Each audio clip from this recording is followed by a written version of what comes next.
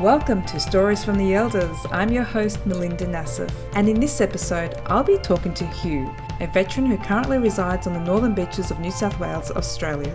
We'll dive into hearing about his legacy, career achievements, and adventurous tales travelling across the world with a few words of wisdom and fun moments. So let's jump in and meet Hugh. Hello there. Hi, how are you? I'm very well, and you? Good, thank you. Thanks for joining me. I'm not a very interesting bloke, you know. I'm sure there's got to be something there, right? It's been interesting. Well, yes, well, life's good. Happily married for 57 years. Wow, so that's a very long time. Yeah, I think it's 57, 58, something like that. So you know all about how to sustain a marriage and make it successful. It just happens. Take each day as it comes, right? You do the right thing, life just happens. Yes, that's true. Exactly right. So how old are you, Hugh? 88. 88. And were you born in Sydney, Australia, or I was born in Australia, in Glen Ennis, whereabouts is that? the New England tablelands. It's a cold hole, very cold in the wintertime. But now you're in the sunny northern beaches over at Colorado Plateau, right? Yes, that's the Warbecks Retirement Village. It's nice there. Very nice, I've gone often to the cafe and the museum. very nice. That cafe is good. So you go there daily? We go pretty much daily. And most of our friends, we meet our friends there, and we also volunteer for the museum. I take my computer. One of my best friends is my computer. Is it? That's secretary to my wife, of course. Of course, yes. But a very good friend of mine is a computer. It can give you good advice at times, depending on what site you're on. I mean, it's amazing what you can do on the internet, right? Oh, you can do anything and everything on the internet. When we came here, we've been here now 9 years, and I used to volunteer for Compute Manly at what's called the offer. I used to go in a couple of mornings a week, and people come in with their computer problems, and you try to help them. Computer Pals. So when I came here, there was a computer room here, and they do the similar sort of thing, but just within the village. So I became very much involved with that. There's 3 of us that volunteer for the computer room here, where we've been very good friends, and I looked after the independent living people, of which there's 1,000 or so independent living people here, and that kept me this is about 9 years ago. Before there were computers they were dominant, and people didn't have the phones and the pads as much as they do now, and so computers play up quite a bit. So I spent a lot of time just going around the village helping people with their computers, and I found that fantastically interesting. Yeah, I've met many residents here. It's been amazing that some of the lives of some of the residents. Yeah, I bet. We're meeting a lot of people with dementia. So we decided, why don't we do a course in dementia? Oh, fantastic. Can you tell me more about that? It was run by the University of Tasmania. I think it was simply called Understanding Dementia. You can do it as an individual subject, and it's part of this course in psychology or psychiatry or something. It's just one subject, which is hugely beneficial. Then when the body starts to get old, and we have trouble with our knees and our hips and all sorts of things. You can imagine how many different parts of the brain there are. Simply a course for you to understand how all that works and simply understanding dementia. It was a great course. Anybody who's dealing with older people, it's a great course. And so do you deal with a lot of dementia retirees? I used to run across them more when they had huge computers, but these days with the phones and the pads, they don't break down, and they're more intuitive. One thing that I did was that I used to help people with mainly was what they were doing on their computer, and that was setting up their computer so they could talk to their family, a bit like what we're doing now. I've set up a few Zoom sites for people. And the other one was their photos, their photo albums, and helping them arranging their photos and putting the photos in files and folders and helping them send their photos, or they more quickly receive the photos of their kids and their grandkids and their great-grandkids. And by doing that with people, you really get to know a family. Yeah, absolutely. Beneficial for them, but it was also hugely beneficial and interesting to me to get involved with people's families by helping them with the photo album. It's such a great way to interact with them and teach them new technology and still keep connected to your loved ones. There was one guy I helped, and he was writing a book, and he was an English teacher in life, and he also liked to travel, like real travel. And he bought a yacht in Greece and toured the Mediterranean with his family. And of course, he was putting all this together as a family album. His temper span was about 10 seconds. And if things didn't go right with his computer for more than 10 seconds, he'd real chuck-a-wobbly and call me up and go around to help him with his computer. And I did this a lot. Anyway, he ended up writing a book, which was published about his travel. And the name of the book was Faraway Places. Faraway Places. Yeah, and I can't remember his name. Unfortunately, he's no longer with us. His problem was he wasn't very fit. He didn't like exercise. And one night his wife had passed away and his children around. So I used to get involved with communicating with some of his children too, and in helping him put this book together. He had a stroke. Oh. But he was living at home alone. So he passed out at home. He wasn't found until somebody couldn't wake him up the next morning, couldn't get into the house. So they had to get the security and they broke in and he was passed out on the floor. His stroke was very severe. Oh, sad. So unfortunately, the book was published. How wonderful that he got to do that. He finished the book before the stroke, but no longer with us. It's life. Yeah, it is life, isn't it? You just never know when your time's up. This family all lived with him. There were 3 of them on this yacht that he had in the Mediterranean, and they travelled together for a few years. So he was very close to his family, a lovely family. Beautiful. Another lady, when she was young, she would be 80 now, I suppose. So you can figure back 20 years when she was young. She was a blonde Australian. And I suggest typical blonde Australian girl, and she was living in London. And somebody gave her a clapped-out old Lambretta scooter. The Lambretta scooter. And anyway, it was a clapped-out old thing. And she decided, I have a friend who's also a blonde-headed Australian girl. Why don't we take this Lambretta to Europe and ride around Europe? Which they did. When they got to Europe, if you can imagine 2 young, very attractive blonde-haired Australian girls, and whatever broke down, they had no any problems of people willing, mainly blokes, willing to fix it for them. And that developed into 15,000 kilometre trip around Europe over a year or more, year and a half. And she wrote up a story about this.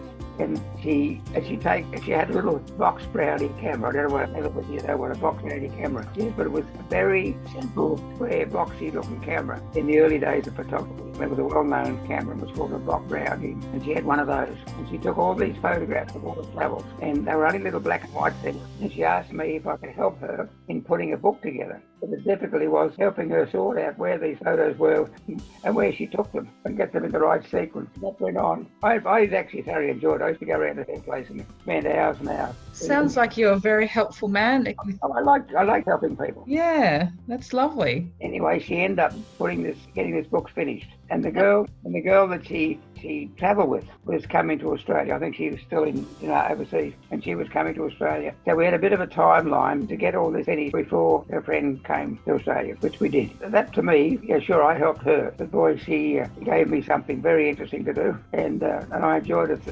thoroughly. So it was a two-way street. Yeah, absolutely. And so did she publish the book as well, or it was only for the family? Just to the family, yeah. And it was 150 pages. Oh wow! I had advised her it was only going to be black and white. There was no colour photos or anything. Go to Officeworks and get them to give her a price, how much it would cost to make, I think she did 25 books, each 150 pages. And it was surprisingly cheap, actually. She got 25 copies made for her friends, and they were given to her family and her kids and grandkids. Oh, that's lovely.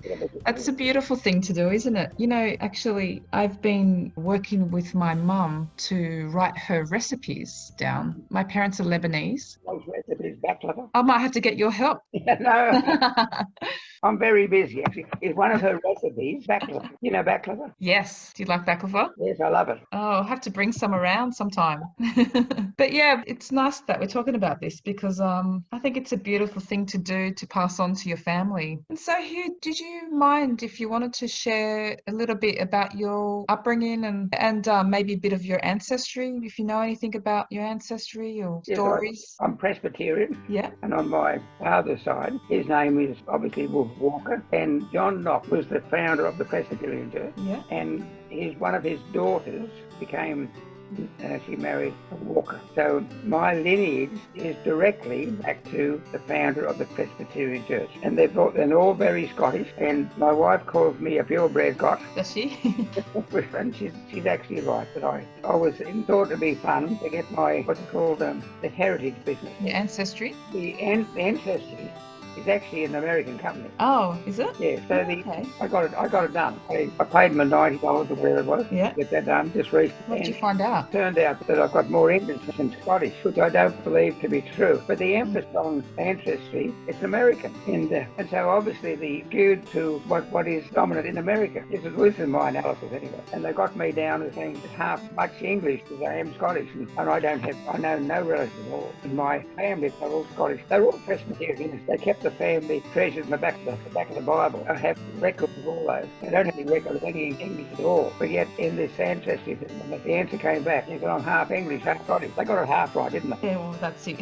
I was born in Glenelg, which is a very Scottish town, and my father worked for the agricultural department. It was when I was a kid, it was simply called the experiment farm, which is 4 miles out of Glenelg. It was an government-sponsored experiment farm, and they had specialties for cattle and especially cropping and especially for fruit growing and trees, that sort of stuff. And that was my father's domain, the expert on fruit and stuff. And that was the stage when a lot of fruit was grown around Glen Innes. Anyway, he was in the First World War. He was a traveller. They had a long heritage in Canada. The Scottish were always populating the world. A lot of Scottish came to Australia. And from our family, a lot of them went to South Africa, and some of them went from Scotland to South Africa. Some of them went to Canada. Now, by the time I was born, the South African arm was almost died out. But the Canadian arm is still active. He was born in Canada, and before this First War, he travelled. And actually, he was in Australia. He was educated in agriculture, and he came to Australia, and he was working for the agriculture department in Australia, and he was posted to Bathurst, and he when the First World War broke out. So he joined up with the Australians, and all the volunteers for the First World War amongst the country people was very profound. And of course they started the light horse, and a lot of them even took their own horses. And he joined up and went overseas with the Australian light horse, and under what was called then the 7th Division of the light horse. So he was posted first of all to Cairo, because in the First World War one of the problems was maintaining the sea route through the Suez Canal. So the 7th Light Horse was sent to Cairo to protect and make sure the security of the Suez Canal. And then he continued on right through the Middle East and ended up in Damascus. You know, the First World War, in war histories, they always, for some reason, write up and honour the disasters. You know, Gallipoli was a huge disaster, and the Western Front was a huge disaster. The Light Horse was success after success after success. And the first capitulation or surrender of the First World War, which is now being acknowledged as being a fact, was when the Ottoman Empire, which was the empire that provided over Turkey and all that area, surrendered to the Light Horse, and he was there. And then we were very much British in those days, and had to do what came under the British. And so the first surrender was a surrender when the Light Horse rode into Damascus, and even they rode the horses up the stairs into the building. Anyway, the Germans surrendered, and the Ottoman Empire surrendered to the Light Horse. And then they had to wait 10 days until the British then sent Lawrence of Arabia. He was British, arrived, and they had another reenactment ceremony of the Ottoman Empire surrendering to the British. So this is what a big farce it was. Anyway, that's finally been recognised, and that the Ottoman Empire recently surrendered to the Light Horse. And it was because that then preceded, was only about 10 days or a few weeks later, when the Western Front also surrendered. It was the Light Horse, the ones that are remembered as the people that brought about the cessation of the fighting in the First World War. I'm digressing a bit now. That's okay. I volunteer for the museum over here in the village. Yeah. I used to help people look up their ancestry, their service records and so forth. And because I'm a bit computer literate, I was known as the person who could help people record the war records of some of their ancestors. Anyway, one day I was in the museum, nothing much to do, and I decided once again I'll just look up my father's record, which I was very familiar with. I knew by heart what his service name. I typed all this in, and up came on the screen, of course, his war record. When you search something on a computer, they're arranged on the page where the top article is the article that has had the most hit on it. Look down the page, it continues on, and as you go down the page, there's the website with the lesser number of hits progressively down the page. Anyway, I just flipped down the page, and sure enough, I couldn't believe it, Canadian government, Canadian Army website came up under his name and a number as from the Australian Night Horse. Oh, wow. I'd never seen that before. Anyway, when I clicked on it, sure enough, it had happened that he, at that stage, of course he hadn't met my mother yet, was that he was writing to his next of kin. His father had passed away. That was one of the reasons he wanted to travel. So his next of kin at that stage was his mother. And he was writing letters during the war, with keeping in mind there was security stuff and that was censored, but he was writing letters to his mother in Canada, who was in a country town in Quebec in Canada, and she was sending them to the local newspaper. And they were being printed under the heading of letters from the front. I'm finding that what I'm looking at was a Canadian website with my father's name of letters that he had written back to his mother. It was just one of those flukes. Yeah. One of those things that you just don't expect. And it was at the right time in my hands, and I was buggerizing around on the computer. And here comes up the letters that my father had written to his mother, and that she had sent off to the local newspaper. And they're written up on the letters from the front. Wow. And they were letters that none of us knew existed. When the war finished, he thought, I'll just go back to Canada. I'll go straight back to Canada. But because he joined up here, he could only be demobilised in Australia. It wasn't possible for him to leave the army in the Middle East and go straight back to Canada. They had to bring him back to Australia. So when that happened, he immediately went back to get to his old job in the agricultural department, back to Bathurst. And my mother was living in Bathurst at the time. Met her, and the rest is history. He never ever went back to Canada. So that's just a part of my interest. It ended up being very, very interesting just by goofing around on the internet, finding these letters that were written by his mother. Some of the very vivid letters. He was educated in agriculture. So he's looking at the terrain in which they've been fighting from Cairo up to Baghdad and that area. They're all through the Middle East. And he was a Presbyterian, and they're all madly religious. They all knew the history of all those biblical countries, to be the countries he was fighting in. And also, you had a Bible, which I've still got that Bible. Have you? Yeah. Wow. The Bible is a special Bible because it had in the back of it maps of all the biblical countries. And of course, it happened to be that's where the First World War in the Night Horse were fighting. So I could see he could have a Bible because maybe he wanted a Bible, but also they had these of all where they were fighting. I really cherish that Bible. It's very battered and bashed. It's obviously been read at one stage. It turned out that he was wounded in the First World War, and he was never 100% fit when he came back after. He continually being hospitalised after he married. Anyway, he went to Mass Hospital when I was 4 and passed away. So I don't really remember him, but he was. I'm sure we would have really got on famously. I turned out to be an engineer, but he would have been the same. I had 2 loves, and one was agriculture, other was engineering. And it turns out I think we would have been very much the same. And I looked up when he joined the army, I looked up and I've still got those records, and his height was the same as mine. The ability to be able to look up these records is incredible. Anyway, so I don't really remember my father. But how amazing, though, that you've got all these records, at least, to be able to one of them is get to know him in a way. Just by chance, I goofed around on the computer and found all these records on the computer. So you've got to thank technology in a way, don't you? Because otherwise you wouldn't have had that. And how about your mum?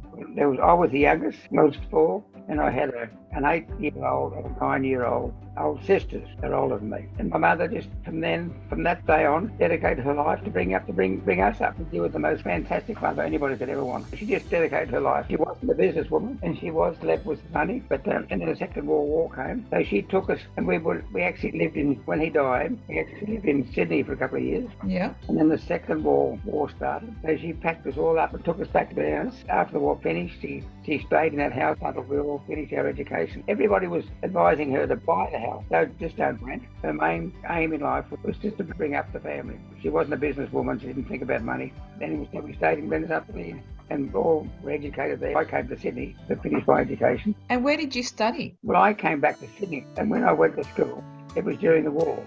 And all the normal school teachers were all mostly blokes in those days. But in those days, women couldn't be school teachers when they were married. My maths teacher. And the only thing taught us was the times table. And we just had to learn these times table off like parrots. I said, oh, the hell with it. I can teach myself better than she. So I literally gave up on school and started to educate myself. So I was mad keen on aeroplanes and flying. So I used to design and build my own planes out of balls and this sort of stuff. And I was making radio sets. And I learned far more by doing that than my school teachers. When I was in 3rd year, at the end of the 3rd year, in those days, it was the intermediate certificate. So I was coming up to the intermediate certificate, and because I just literally didn't worry about school. I couldn't care less. And then I had a vocational partners test. So I came around, and he was a bloke, and I related to him. The first person that sort of understood me, I told him what was happening, and he sent a letter home to my mother that he wanted to see her. So she went around to see him too. In the meantime, I told him what I was doing. So he gave a letter to my mother that for me to leave Greenwich High School and be sent to Sydney, North Sydney Tech High School, to do a high school certificate and then go to Sydney University and do engineering. Exactly what I wanted. Anyway, so that happened. So I was set off to Sydney on my own, and I turned up and saw the marks I got at school, which of course were terrible. And he said, "You realise you've done no technical subjects at all, and your marks are terrible. Now to finish school with the North Sydney Tech High, you have to have at least two, preferably three technical subjects, and you have to do those subjects that you missed out on first and second, third year, and then continue on and do all this in the next 2 years." And he said, "That is too much of a task to ask anybody. I suggest that you become an apprentice." And he even gave me the name of two companies that I could become apprentice. Anyway, I picked one of them, and so I went there, and as an indentured apprentice, I got 27 shillings a week when I started. That was peanuts. But the education of that company was excellent. It was an incredibly good apprenticeship. I loved it. I was automatically qualified to be a marine electrical engineer. And I think these days could be beneficial rather than everybody going through and doing university. I didn't miss not going to university at all. By the time I was 21, I was qualified as a marine electrical engineer. Anyway, then I became a marine mechanical engineer. And eventually I went back to tech and did the engineering diploma. I was married. Before I finished that, I was married. I studied all the way through from the time I was 15 till I was 35. So I'm a bit of a tech head. It's great to learn though, isn't it? Never stop learning. Yeah. I couldn't wait for my apprenticeship to be finished. I was going to go off to sea. I want to see the world. It turned out the company I worked for, they had quite a profile. And this was it was only about 7 years after the Second World War finished. And Australia was absolutely going gangbusters. Now, the rest of the world Europe was decimated, and England was not much better. And Australia, of course, agriculture in Australia was going absolutely gangbusters. And they were growing the massive amount of wheat and all this sort of stuff. And of course, Australia used to ride on the ship's back, so the wool clip was enormous and very productive, and had these massive fields of wheat, and they didn't have any proper place to store them. They had to build some new wheat silos. Generally, they're these big round concrete cylinder things, and they didn't have time to build those, so they decided they would just build these temporary things. And all they did was take them.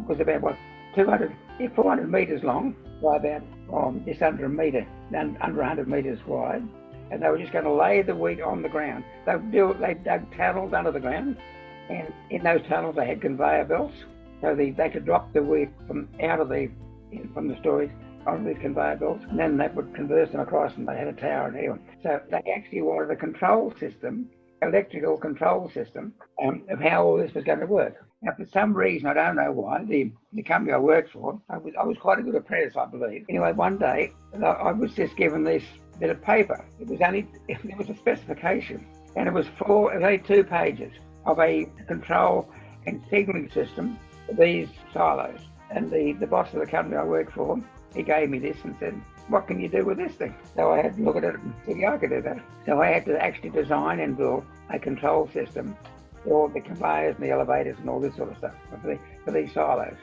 But I started from scratch, and I have to have signalling lights. You can imagine you've got people working in there, bells that rang. If they're going to start a conveyor, the bells had to ring for a certain length of time, then lights would flash before the conveyor would start, in case there was somebody working on a conveyor. Anyway, so I designed all this. I was looking for a signalling system lights, and I used to go to work by bus, and the bus had these funny looking little lights with a light globe inside. And I thought, that's what I need. I can use that as part of the design of my signalling system. I went to the bus company and said, "Where do you buy these lights from?" And they gave me the name of the company that made the lights. So anyway, I bought the globes and everything from them. Anyway, so I built all this thing. Then I had to demonstrate how it all worked. The guy that owned the company, in those days, we wore white overalls. He asked me this time, can you put on some nice overalls? But I want you to set up a demonstration of that signalling system to see if they approve it. So I was really quite happy with this. So I did all this thing up, and along these three or four blokes from the government came along to have a look. So I demonstrated how it all worked. Immediately they gave us approval. That's what we needed. So I then had to go ahead. They were building 3 of these terminals, and they would dump this wheat in these terminals, and then they would pick them up from there to the city to then go onto the ships for export. So then, anyway, I did all that. So when I finished my apprenticeship, all I wanted to do was to go to sea. And then they said, no, we'd like you to become. They put me in charge of all their country work, and they were building these grain terminals. They were oil storage depots, and because Australia was actually really going. This is about 7 or 8 years after the end of the war. Australia was really going gangbusters. So I loved it. They were actually waiting for me to finish my apprenticeship and put me in charge of all the country work, which I loved. But I said, okay, we were working 9 hours a day, 6 days a week. The money was quite good. I had just a meeting. I said, look, why don't we work 7 hours a day, 6 weeks, and then we take a week off? So we did that. So there was no trouble in getting the young blokes to work under those conditions because we were being paid good money. And every 6 weeks we had a week holiday. And then one thing we did was in that week off, I have a friend of mine now, we used to go down the Snowy all the time and skied. There was no coffee at the hotel. It was burnt down. But the road only went that far. That was a good time. I spent over 2 years doing that. Then I went to sea. Then you went to sea, yeah. And so where did you go? Oh, see, I joined the Australian, and in those years, Australia was doing everything. We had a motor car industry, to make motor cars. All the buses on the streets were made in Australia, and all the shipping. There was an Australian shipping board. We had all the ships on the coast were made in Australia, and we had Australian shipbuilding board, and they actually made the ships. So they made the ships, and then Australian crew were on the ships. So I actually joined the Australian shipping board. I was the first few months I'd been promoted to the Australian shipbuilding board. So, and I looked after the completion of the ships in the dockyards. That was more stock and those docks, which are now closed. And I actually represented the Australian shipping board, watching the ships being completed by the Australian shipbuilding board and sign off with all the stuff that complied with the specifications and stuff. It was a great job. I did that for about a year. Thought, I'm sick of this, I'm going overseas. That's right. I wanted to finish my marine mechanical engineering. This was a start of a motorcycle. It was easier. I did that through a British company. So I got a job called the Blue Tunnel Line. I'm going to go via Canada and look up my relatives there on the way to England. To fly to England was about a three-day exercise because I had some relatives in Canada. Then I thought, now that I'm here, I'll just have a little look in Canada. And I never got to England. Well, it was interesting. The first job I got a job on the ship. The Great Lakes have a massive shipping industry on the lakes themselves. It would take me to the places I want to see. So I got a job on the Great Lakes, and then I went across because the timber industry in Canada is massive. So I got a job on the salvage tug out of Vancouver. When I got the job, they told me what tug I'll be working on. And it was down in Panama. And I thought, that sounds interesting. So I'll be able to see all the west coast of the United States as well. Anyway, when I joined it, all we did was go up and down the coast of Canada. But that was also very interesting because they have a massive timber industry in Canada. The Rocky Mountains, of course, inland through America. But the Rocky Mountains cut to the coast and run into the sea just north of Vancouver. And it's a fascinating coastline. And you've got these massive mountains that come straight out of the sea. And this is where a huge timber industry is in Canada. And they use the sea as a means of getting those logs down to the mill. So this little tug I was on used to do all that sort of stuff. And I loved it. So I did that for about 6 months. Oh no, it was more. About 9 months or so. And then I decided, okay, I'm going to leave Canada now. I'm going down to meet my friends down in the Bahamas. I went back to Montreal and stayed with my relatives for a while, just for a week or two. Then I thought, I've never really seen the North. Somehow, I don't know, I think it was in a pub. I used to do a lot of stuff in pubs in those days, people did. And somebody said, oh, this company looked at the people to go to the north of Canada. So he gave me the name. Anyway, I sent them a telegram and told them what I did.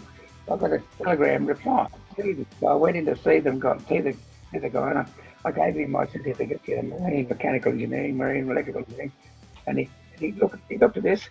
He looked out the top of his glasses and said, "Can you be on a plane tonight?" Really? Yeah. I said, "No, not tonight. I'm going to go back and pack. Tomorrow night." Before I left the office, they gave me a $300 spending money, a ticket from Montreal to Edmonton in Alberta, and from Alberta to some other place further north. And then they said, when you get there, a helicopter will come and pick you up and take you to what was called the Mid-Canada line. The Mid-Canada line was a radar line built right across Canada. I went there, and when I got up there, they said, we're going to make you a troubleshooter, a technical troubleshooter. Because I was both electrical and mechanical. I thought, that's fantastic. The country, that's right in the northern part of the provinces in Canada, where the country is what they call musket countries. It's not the Arctic, it's below the Arctic, but it's where the ground is very fibrous. There's lakes everywhere. There's not much firm ground. So there's no place to build airports. So they serviced the whole of the Mid-Canada line by helicopters. And the helicopter they used in those days was a Korean model helicopter called the Sikorsky 55. They were like a troop carrying helicopter. And they were real desperate. They had technical, they had a Captain Whitney radio motor at the front. And right behind it, they ran on avgas, which is the highly volatile fuel. And so if you pranged these things, tell me what happened if the engine got pushed back into the petrol tank, and the whole thing blew up.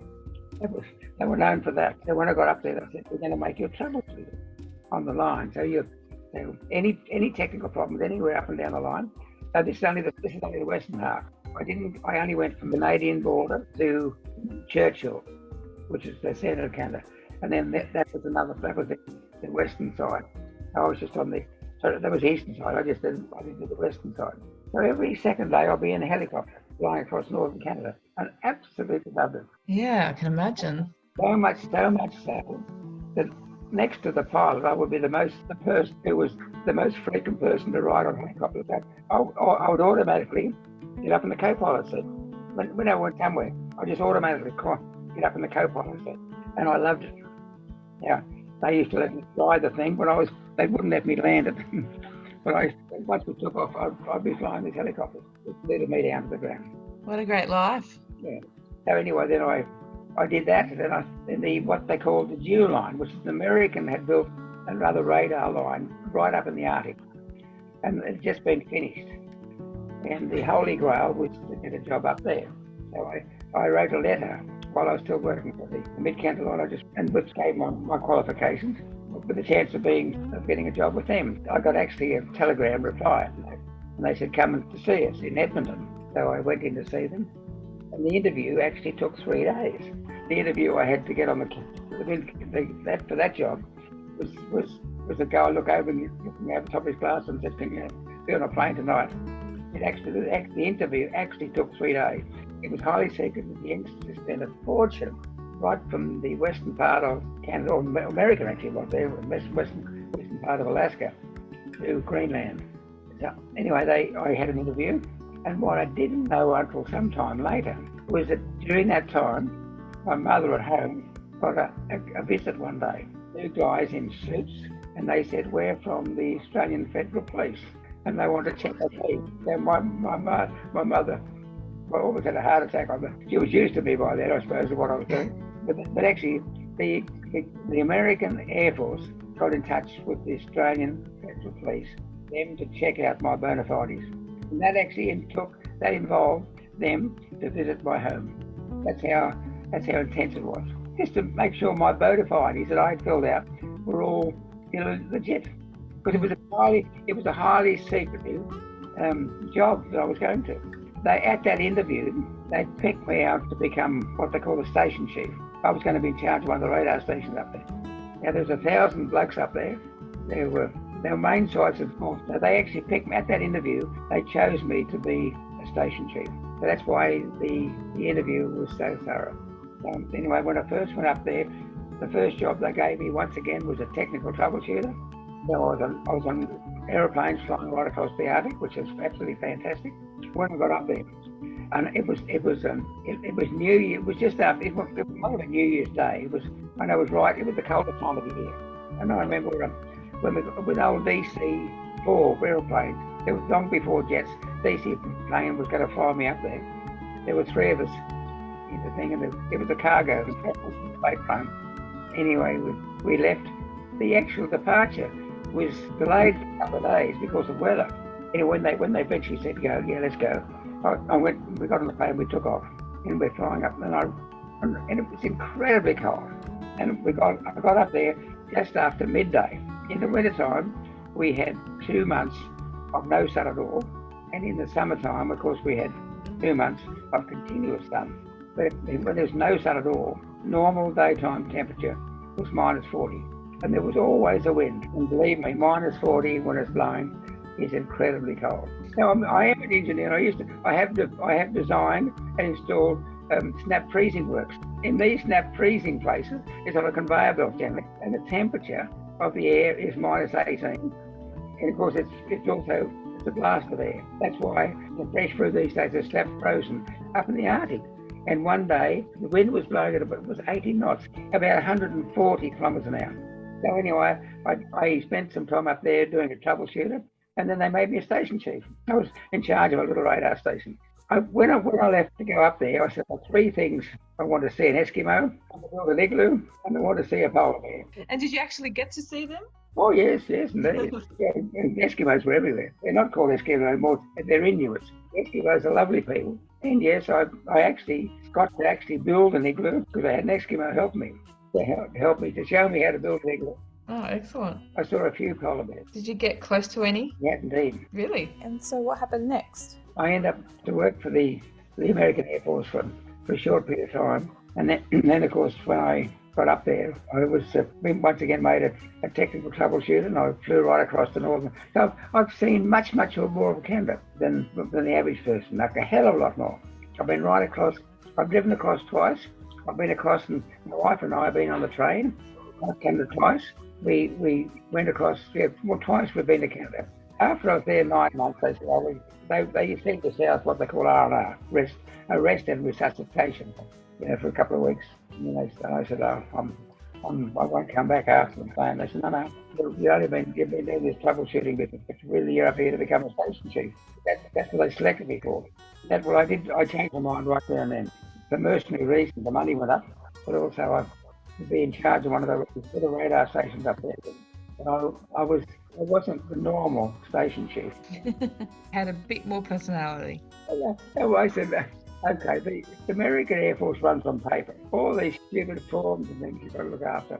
It's very regimented. I said, all right, I'm going to play this game on the book. I'm going to make sure every T is crossed and every I is dotted on this one. And I'm going to send those in. The place is going to be run like they want to be run. And then if you want to break any rule in the book, you can. But even the guys in the head office would come to my little site because it was a fun site. They had jeeps on our site, and we weren't supposed to have it because any wasted fuel. They told us to run this jeep out on the sea ice. In the winter time, we'd leave it there, so in the summertime it would stick. We didn't do that. Now, a jeep will pretty much almost go up a vertical wall anyway. But what we did on the 4 wheels, on the wheels, we welded 2 wheels. But we actually welded 2 hubs for 2 tyres on each axle. So we had actually 8 wheels on a Jeep, and that was our load toy. So yeah, that would have been fun. It was a lot of fun. I ended up spending a year and a half up in the Arctic, up in the Canadian Arctic. And then I left. Well, I went back to my relatives for a while. I had a friend. Previously, I travelled with him right around. We had a Volkswagen, and we travelled around. Went down through America, down through Mexico. We went down the west coast through Mexico. We had proven that we were good travelling mates. From when I left Canada, he was already in England. He'd been working there for a year. Olympic Games at Rome was on. If you're coming across, we'd like to go to the Olympic Games. I said, that sounds fun. What year was this? That would have been 1960? That sounds it. Yeah. He was the technician for the Olympic Games, so I was committed to that. Anyway, he was sick of working in England, and I believe that you can't learn anything about a country just by visiting it. You've got to work there. You've got to get a feel for the people. You can only do that by actually working there. So he and I bought in England before we left to go to Rome. We decided to once the Olympic Games were finished, let's see how far we could drive to Australia. Then before we went to the Olympic Games in England, we bought a car. Well, we bought a panel van actually, seeing how far we could drive it to Australia. We left London. My idea was next stop was going to be Singapore. How long did that take? A couple of months? Months and months. So we're having fun. Oh no, we travelled all around Europe first. Oh, Europe was a great place. In those days... Sounds like it was so easy to travel then. Oh, it was dead easy. Yeah, how lucky. We ended up not getting to Singapore because we couldn't get down to Burma. But we ended up down in Colombo. But travelling to all those, even the Soviet countries, no troubles at all. Now, most people were worrying about we had a passport, and most people were worrying about getting, organising the trip beforehand. I said, nah, hell with it. Let's just go. And it turned out that we weren't held up anywhere, at any border, even the Soviet countries. They were all over Europe. There was only one country, and I think that was to Bulgaria or someplace. We had to wait overnight, and the papers wouldn't be finished ready until the next day. It was a great experience. Anyway, we got down as far as the Shah was still around. That's the Shah of Persia. So we were in Persia in those days, and Persia was a lovely country. Of course, it's now Iran. It sort of came under the control of the Ayatollah, because he's a Muslim, totally religious. But the Shah of Persia was very liberal, and it was a fantastic place. We used to camp out. We used to sleep in the back of this thing, the back of in this panel van. It was that easy to we'd choose to drive out of the town into some quiet spot to go to sleep rather than on the main highway or whatever. I was driving, and we had a lot to drink. Did you? And you were driving. Gosh, you could definitely not do that now. So we're driving out. We're driving out of Tehran, and my mate, he's paralytic, and I drove into this place. I'm looking for some quiet place to just stop for the night. Anyway, I realised it. I didn't realise, but I just stopped. A couple of things went past close by either side of the car. We drove into. We'd driven into something. I didn't know what it was. We drove in a bit further, and next thing we know, there's a row of soldiers in front of us. Yeah. Across the road, with their rifles pointing at the car. This is a bit serious. Yeah. I better sober up quickly here. Drink water or something. So I get out and put my hands up, Anyway, they have to wait to get an officer to come. So the officer came. He could speak English, and so he realised what happened. Here's a couple of people, Australians that have been on the grog all night. And so what happened? I just had to turn around and drive out. That's a good story. So we had a lot of fun there. Yeah, sounds like you had lots of adventures. So from Tehran, we were heading off to Singapore. We were heading off further south. To get petrol in those days was few and far between. I know, but every 300 miles by some means of communication. We were told the story that there was a bus ahead of us with some Australians on board. There's a big mountain range that runs right down to Afghanistan. The northernmost one was the Khyber Pass, and the southernmost one was called the Golden Pass.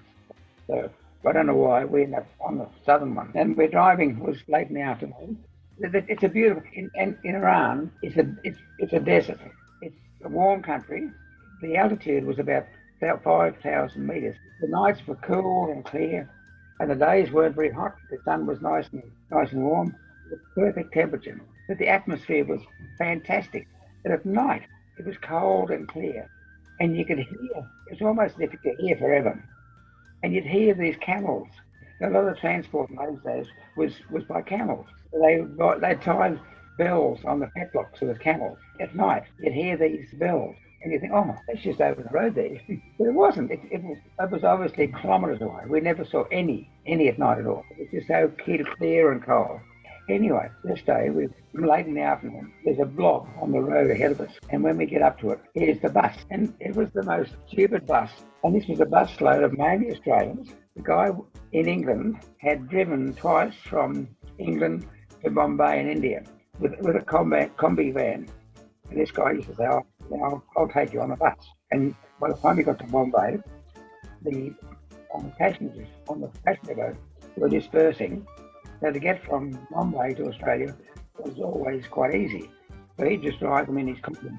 And he'd done this a couple of times.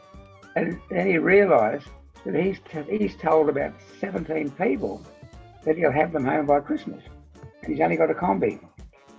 So he 2 days before he's due to leave, he drives around to a second-hand bus lot and buys a bus. It wasn't a long-distance bus at all. It wasn't a touring bus at all. It was a sort of bus that ran passengers from the terminal to the airport in London. There's no BOAC bus or something. I emphasise, it wasn't a long-distance bus at all. Here he is with this bus. He's been in the middle of the round and the thing's broken down. And the fan has come off and put a hole straight to the radiator. He's got nothing to fix it with. I'm a little bit technical than my mate. He's a mechanic anyway. He was in Eastern, and we spent all the rest of the day repairing the radiator. Anyway, we got it all working.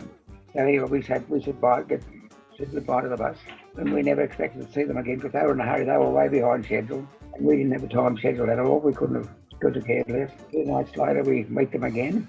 The bus couldn't get up a hill. All the passengers are outside the bus, helping push the bus up a hill. And then a few days later, we met up with the bus again when something went wrong. So we eventually got down to the border between what's now Iran and Afghanistan. And there's a little border post there in the middle. The border post is in the middle of the desert. There's no roads. The roads are simply marked by a row of stones through the desert. Follow these row of stones and that's the highway. And so we get there and the border closes. It's after 5 or something. And so we decide, we'll have a drink. Now, before we left Europe, my friend and I occasionally like a drink. What's the cheapest thing we could buy and the easiest thing we could buy? This is before these plastic bags with bladders inside them, where they were flagons of wine flagons. So we bought all these flagons of cognac, and we took the floorboards of the car up. If you weren't supposed to travel with God. Anyway, when we got to the border, we decided if we had to unload the thing to get the floorboards up. So we got out the last bottle of cognac. And of course, it wasn't only just my friend and I. There was quite a few people on the bus who were with us, and there were the 4 guys on the border post, the 4 Afghanistan folks. So we get stuck into the bottle of cognac, and that didn't last for that long. And then the guys from the Afghanistani guys on the border post, then they bring out their grog, and their grog is they're homemade. It was obviously just like methylated spirits or something. Anyway, that was a funny night. But then anyway, the next day we make our way into Afghanistan, and we once again we goodbye to the bus. A few days later, we were going up what's called the Bowling Pass there. And it's a bit creepy. There's, on the hill, there's guys sitting there watching the road with rifles beside them. Anyway, so we get to the top of the Bowling Pass, and what's there but the bus? The bus is broken down. The bus is complete. I didn't want to go down the other side of the Bowling Pass with no brakes. So we spent all day fixing the stupid bus. But it was a magic day. I remember it's been a magic day too, because the Baluchistanis, which is a local Afghani tribe, they travel on camels. And they live up they go to the high country in the summertime, and then they come down to the low country, out of the snow in the wintertime. And they were migrating back down the mountain on their camels. And the whole family just travel on a camel. And the chickens are tied by bits of string to the camel. Everything is on the camel. And the husband and the mother and the father and the kids are all on this camel. And when they got placed next to the road, they take out their Persian carpets, beautiful Persian carpets, and lay them in the desert. And then they get out grain, and I mean that's just wheat, and then they pulverise it and make flour, and they make a damper. Oh, wow. Fantastic. So my wife had a lovely day there with them. When that was all over, we rode by to the bus, we went up to, what's the capital of Afghanistan? It's a big city, like there's multi-millions in that city. Kabul. It's a big city. So we were looking for a place to stay. We had to actually stay in a bungalow. And lo and behold, of all the places we could have stayed, there was many. We drive into this blinking place, and what's there but a blinking bus? Near the bus with all these Australians on it. Oh, you're kidding. Anyway, my friend and I, we want to go up and see the Himalayas. So we went up to the Himalayas. We were up in the foothill of the Himalayas, and there was still snow on the Himalayas. And normally we never drove at night, but for some reason it was very mountainous country. There was a stream, a long wide river that we were going to. We decided, it's easy maybe to do it at night, because the headlights of the car were shining in the morning. We could see the road ahead of us. Something happened, and we drove off the road, and glug, glug, glug, the car sank. So we sank the car in the middle of the river. So we had to walk to the road, walk to the side of the river, and wait till morning, when we can get some of the locals with oxen to come in and hook onto our car and pull the car out of the river. So that was another little story. And we must have been there for a few weeks, creeping around. And we decided we'd head down to Delhi, that's the capital of India. And that's a huge city. But there is one street called the Connaught Circuit, which is the big circular road right around the centre part of the city of Delhi. And here we're looking for a park. And guess what's next to us? The bus. Oh, of course. We were going to drive down to Singapore, which means we then have to cross India to get into Burma, and go down to Burma. We didn't quite get to the border, actually, because we were convinced by the local authorities that there was no way you could get into Burma and out a different port with a car. The paperwork didn't allow for it. We were convinced if we'd been camping or just hiking, we could have gone in one city and out a more southern city. But with the car, that was impossible. So we said, okay. So we gave up the idea of going to Singapore. We said we'd go down to Ceylon, to Colombo, with a car on a boat in Ceylon and take it to Perth. So we go back down to India, and the southernmost town in India is a place called Lahore, the railway terminal. And if you're going to put your car we'll take your car across, it has to go onto a train carriage. The train carriage goes onto the boat with your vehicle on the carriage. You go as a passenger. So we were in the passenger terminal getting our ticket for the cab. And the bus had completely broken down by that stage. We only found it out on that day. But we walk into the railway station in Lahore, which is a very big railway station. But who's there? But some of the people on the bus, and they were making their way down to Colombo, and because including my wife was in that group too. We hadn't spoken at all at this stage ago. And we then get down to Colombo. Anyway, some of the people from the bus, a P&O ship called the Canberra. There was a few passengers, which my wife and others were able to get on that ship. At that stage ago, I had spoken to this curly-headed Australian girl. And I realised there was something there, and I now realise that she realised there was something there. So anyway, we came back to Australia, but she didn't live in Sydney. She lived down in Bega, and I've had to when I got home, I had to spend some time with my mother, of course. I had to get myself a job, so I ended up working for Honeywell, an American company. Anyway, and then I meet up with Nishi, my wife again, and the rest is history. We've been married for 27 years. And we've travelled a lot since then. I worked for Honeywell for a while, and I got sick of that, so I quit. I started my own engineering position, and I had office in Sydney and Melbourne and Brisbane and Perth and South Australia. So it grew. It was very specialised in computer control systems. Anyway, so that's a bit about my life. What an amazing life you've had. You've seen so much. We've had all sorts of travel. We've done travelling since then. Travel's the best thing, isn't it? Because you just learn so much from different cultures and people and different ways of life. And do you think that it's taught you lots? Oh, absolutely. And all my kids were encouraged to travel. At least go away, at least for a year. When they finish school, go away for a year. Well, actually, to the point where my second son, he's still not home. You're still travelling. Once you do it, you get the bug, don't you? And you don't want to stop. Here's a question I've got for you. With all the life experience you've had, what is one piece of advice you'd like to share with the younger generation? Go for it. Just go for it, yeah. That's what I got a sense of just hearing from you, all your stories and adventures you've had. Just go for it, right? Just do it. And never accept no as an answer.